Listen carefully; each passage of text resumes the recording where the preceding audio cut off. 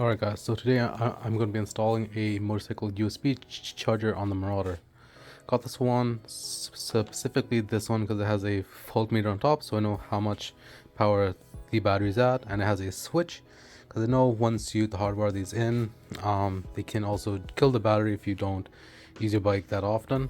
Just like me, I ride on the weekends, so with this switch I could turn this off so it gets no power and the battery doesn't die. And for mounting it, don't really have any specific spot. I know in the future I'm gonna have a phone mount over here. Well, I have one, but it usually goes here.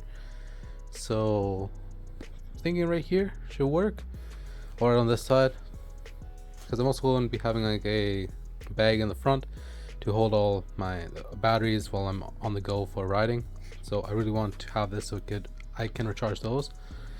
So let's say probably on the right side near the brake, I'm gonna have it mounted over here. I'm recording with one hand.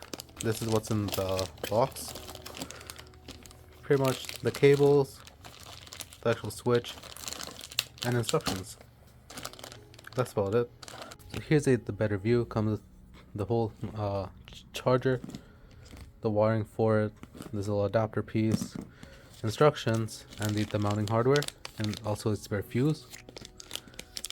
So I'm gonna start putting this on and then get back to you guys midway through, I guess. Alright, so here's an update. With this kit, it comes with a screw and a nut that you put on this to tighten it down. But I think it's made for sport bikes, dirt bikes, and bicycles, because on the cruiser, the handlebars are too thick for it to actually go in properly.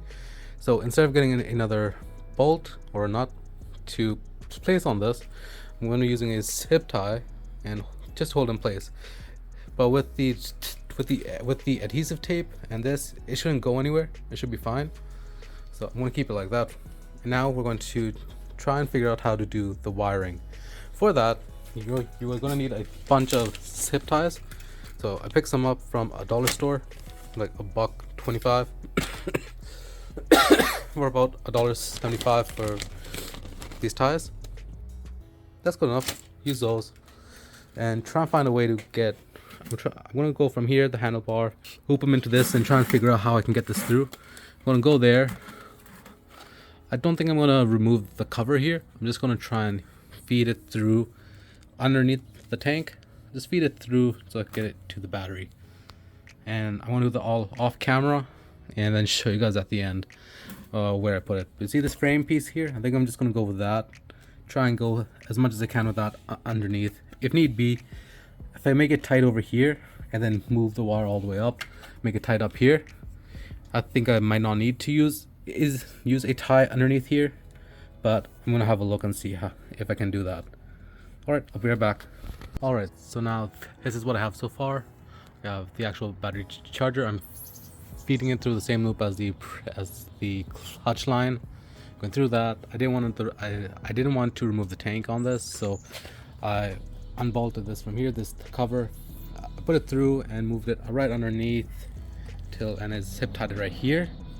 I was going to hip tie underneath, but I feel like it's hitting either a spark plug line or something else, and I don't want to hip tie onto that.